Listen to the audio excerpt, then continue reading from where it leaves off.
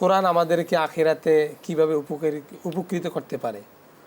জি, কোরআন তো এমন একটা কিতাব যেটা একজন মানুষকে দুনিয়াতেও উপকৃত করবে, আখিরাতেও উপকৃত করবে। তো দুনিয়াতে যে কোরআনের সাথে যত বেশি সম্পর্ক তৈরি করবে, তার ওই সম্পর্কটাই এটা পরকালে তার জন্য কাজে আসবে। যেহেতু কোরআন হচ্ছে আল্লাহর কাছে পৌঁছার একটা মাত্র রশি। রাসূলুল্লাহ বলেছেন হাবলুল্লাহিল মাতিন, মানে আল্লাহর একমাত্র রশি হচ্ছে কোরআন।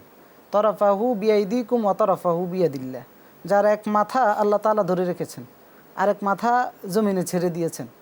তার মানে কোরআন ধরলে আমি আল্লাহর রশিকে ধরে ফেললাম, আল্লাহর কাছে পৌঁছার রশি।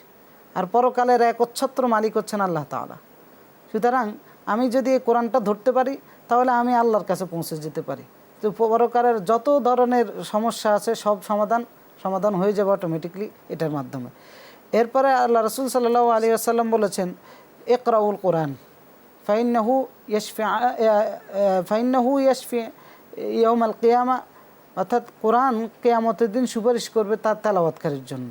তো এই জন্য কোরআন দ্বারা পরকালে আমরা উপকৃত হতে পারি এইভাবে যে কোরআন তেলাওয়াতের মাধ্যমে, যেহেতু কোরআন তেলাওয়াত করলে সেটা পরকালে আমার জন্য সুপারিশ করবে।